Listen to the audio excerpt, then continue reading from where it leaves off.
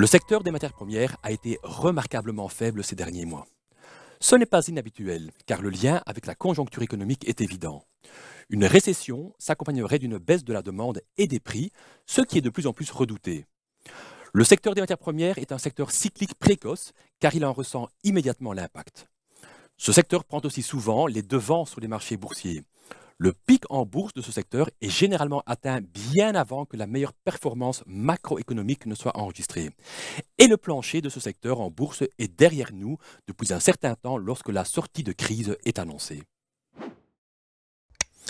Idéalement, de telles valeurs cycliques doivent être achetées lorsque les indicateurs économiques se détériorent et vendues lorsque les chiffres macroéconomiques semblent avoir atteint leurs limites. Cela peut certes sembler un peu trop simpliste, mais il y a un profond fondement de vérité. C'est intéressant pour les investisseurs actifs, même si le timing reste très difficile.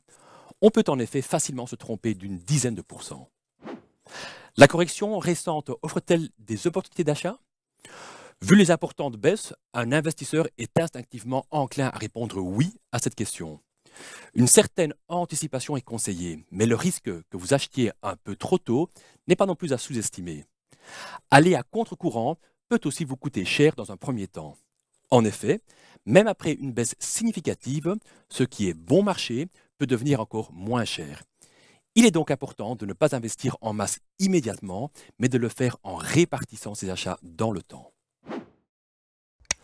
Les valeurs du secteur des matières premières ne doivent pas être considérées comme des actions de type buy and hold.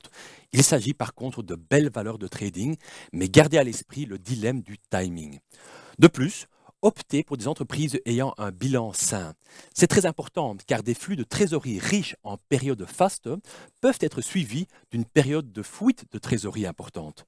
De plus, en raison des risques supérieurs à la moyenne, veillez à avoir un poids approprié dans ces valeurs. Jamais de grosses sommes donc. Cependant, nous voyons déjà des opportunités d'achat dans une perspective à moyen terme.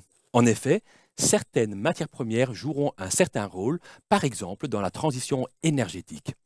Dans notre portrait de cette semaine, nous indiquons déjà nos favoris. Pour les connaître, surfez sur investisseur.be.